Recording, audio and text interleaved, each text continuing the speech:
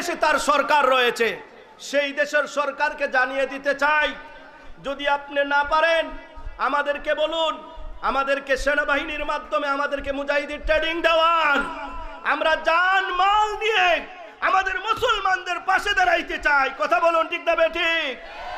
আর যদি আপনি না পারেন, আপনাদেরকে গতি থেকে নামাইবার দায়িত্ব আমাদের চেনা আছে, জানা আছে। কোন দেশের মানুষ যদি না জানে, বাংলাদেশের মানুষ জানে সরকার কিভাবে পতন করাইতে হয়।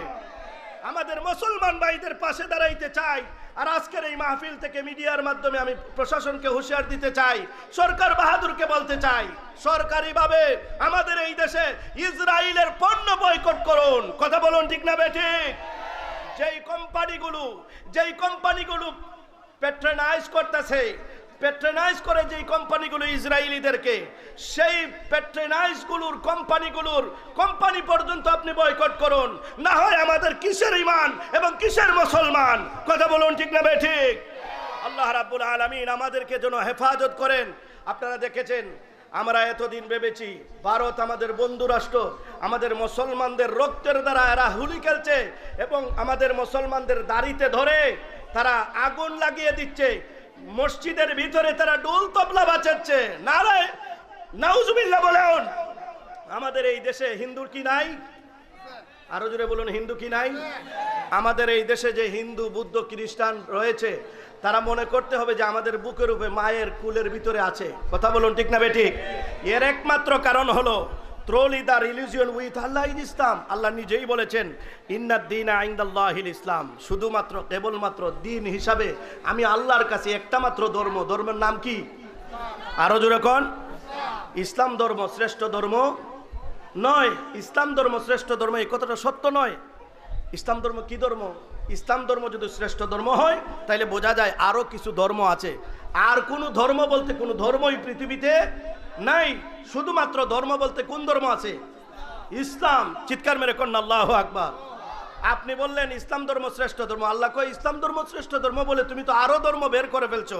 আমি আল্লাহ বলেছি ইসলাম মাত্র একমাত্র ধর্ম, আর কোন ধর্ম নাই। ওয়ামাই ইয়াবতাগি গায়রাল ইসলামি দীনান ফালা ইউকবালা মিন, ইসলাম ব্যতীত আমি আল্লাহর কাছে অন্য কোন ধর্ম গ্রহণযোগ্য। আরো জোরে কোন আল্লাহু আকবার। লা ইলাহা করেন, ফিলিস্তিন শেষ হয়ে যাবে। রাসূল যতবার দোয়া করেছেন, আল্লাহুম্মা বারিক লানা ফি শামিনা, আল্লাহুম্মা বারিক লানা ফি ইয়ামানিনা, এই শামের জন্য আল্লাহ রাব্বুল আলামিনের হাবিব দোয়া করেছেন কিয়ামত পর্যন্ত একটা দল সেখানে হকের উপর থাকবে। সুবহানাল্লাহ বলেন। ফিলিস্তিনের যুদ্ধ যখন শেষ হয়ে যাবে, 9 বছর পর হযরত ইমাম মাহদী আলাইহিস সালাম আসবেন। ফজরের নামাজের সময় হযরত ইমাম মাহদী আলাইহিস সালাম যখন জায়নামাজের মাসালায় বসবেন, মুয়াজ্জিন সাহেব আজান তাকবীর দিবেন নামাজ পড়ানোর জন্য। আর হযরত ইমাম মাহদী আলাইহিস সালামকে তোয়াফরত অবস্থায় খানায় কাবার মধ্যে মানুষ চিনিয়ে ফেলবে আর বলবে he is a very man, উনি ইমাম মাহদী। উনাকে ধরে তখন নিয়ে যাবে দামেস্কের মসজিদ, যেই মসজিদে হযরত ঈসা আলাইহিস সালাম আগমন করবেন। সেই মসজিদটা হবে যেই জায়গায়, এই জায়গাটার নাম হচ্ছে গৌতা। কি নাম? দামেস্কের যেই মসজিদে হযরত ইমাম মাহদী আলাইহিস সালাম জুমার ফজরের নামাজ পড়াবেন, সেই মসজিদটার নাম হলো গৌতা। আজকে যেই দামেস্ক, এর নাম হলো জেরুজালেম, মসজিদে আকসা, মসজিদে কুদস।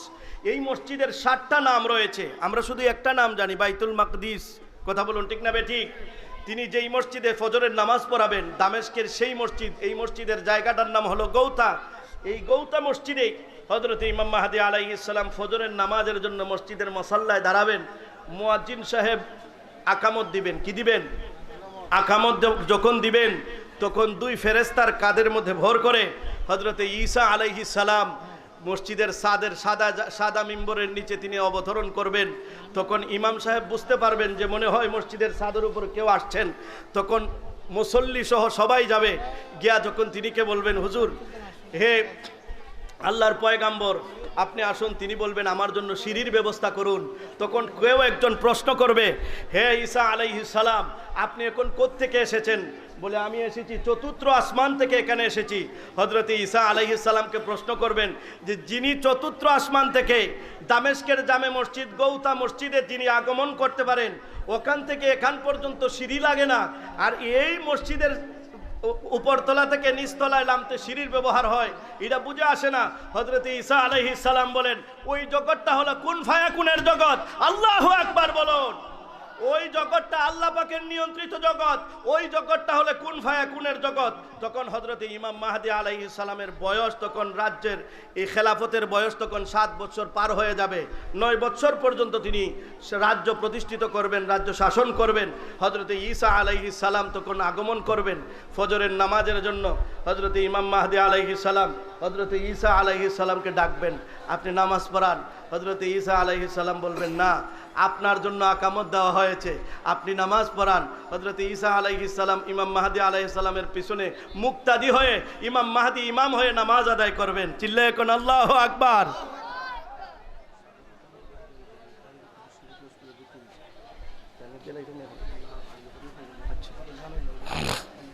তাহিরি সাহেব, আপনারা যার লাগে এই রাস্তাঘাটে দাঁড়াই রইছুন, তাই আইসুন মনে করেন এই হ্যাঁ ও সুট বুলার কাছাকাছি মনে করুন আইয়ার সারলে ওই আমি দেলাইতাম খালি। এর ভিতরে যা আফরে হইতে পারে আমরা রিসি গাই এর বারে বুঝুন জানি। আমার বাড়ি তো তিতো খাই, আর এই দ্বারা তো মনে করো